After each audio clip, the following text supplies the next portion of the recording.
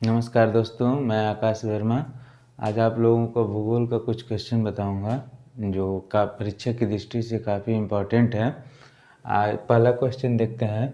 भारत के मुख्य स्थलीय भूभाग का अक्षांशीय विस्तार अक्षांशों के बीच है, किन अक्षांशों के बीच है? तो ये है 8.4। ये आपका यहाँ पे है 8.4 उत्तरी अक्षांश से लेकर 37.6 अक्षांश तक है। ये आपका इसके बीच में हमारा भारत स्थित है। उसके बाद दूसरा क्वेश्चन है आपका। दूसरा क्वेश्चन देखते हैं। भारतीय मानक समय रेखा किन राज्यों से होकर गुजरती है?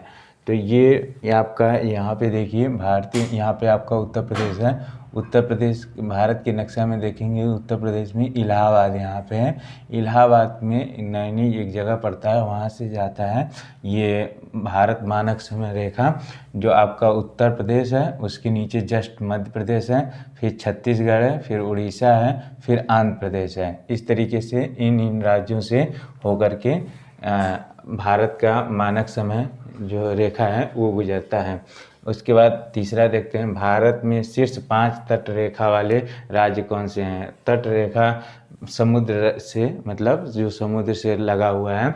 तो देखिए गुजरात जो है ना, गुजरात का जो समुद्र से लगा हुआ एरिया है वो काफ़ी ज़्यादा है। मतलब भारत के जितने भी राज्य हैं उनमें सबसे ज़्यादा जो गुजरात का पार्ट है वो समुद्र से लगा हुआ है। उसके बाद आता है आपका आंध्र प्रदेश। ये आंध्र प्रदेश यहाँ पर है। उसके बाद आता है तमिलनाडु, यहाँ पे तमिलनाडु है आपका। उसके बाद आता है महाराष्ट्र, महाराष्ट्र यहाँ पे है। फिर केरल। ये इम्पॉर्टेंट क्वेश्चन है, इसको याद कर लीजिएगा।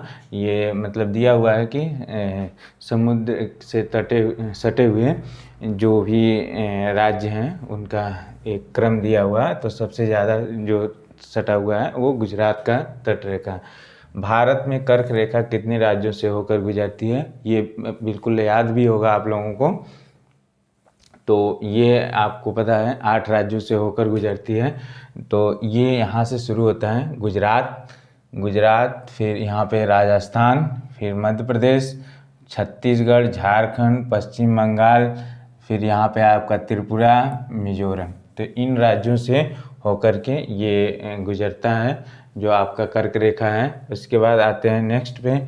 भारत में कर्क रेखा पर स्थित शहर है जो ये रांची पड़ेगा आपका यहाँ पे आसपास में। तो ये रांची शहर जो है वो कर्क रेखा पर स्थित है। उसके बाद नेक्स्ट क्वेश्चन देखते हैं। त्रिपुरा तथा बांग्लादेश की सीमा कौन सी उपमा प्रदान की गई है?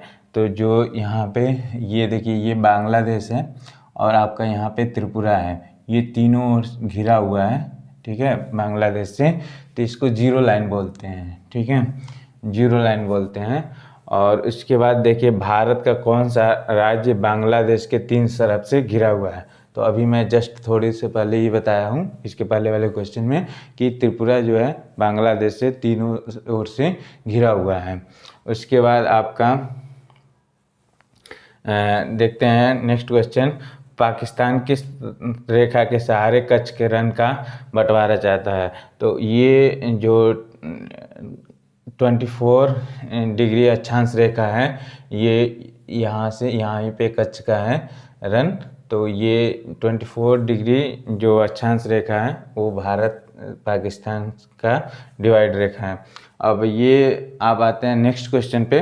भारत अफगानिस्तान की सीमा रेखा का नाम जो है ये डुरंड रेखा, जो ये अफगानिस्तान की सीमा यहाँ पे आकर के लगती है उस रेखा को डुरंड रेखा कहते हैं। और नेक्स्ट आपका भारत पाकिस्तान, जो भारत पाकिस्तान के बीच की रेखा है उसको रेड क्लिफ रेखा बोलते हैं। और जो भारत और चीन के बीच, जो यहाँ ये वाला पोर्शन चीन का है, तो उसके बीच के जो रेखा है उसको मतलब डिवाइड करता है, उसे मैकमोहन रेखा बोलते हैं। अब भारत के साथ सबसे कम सीमा विस्तार जो है ये अफगानिस्तान के पास मतलब साथ है।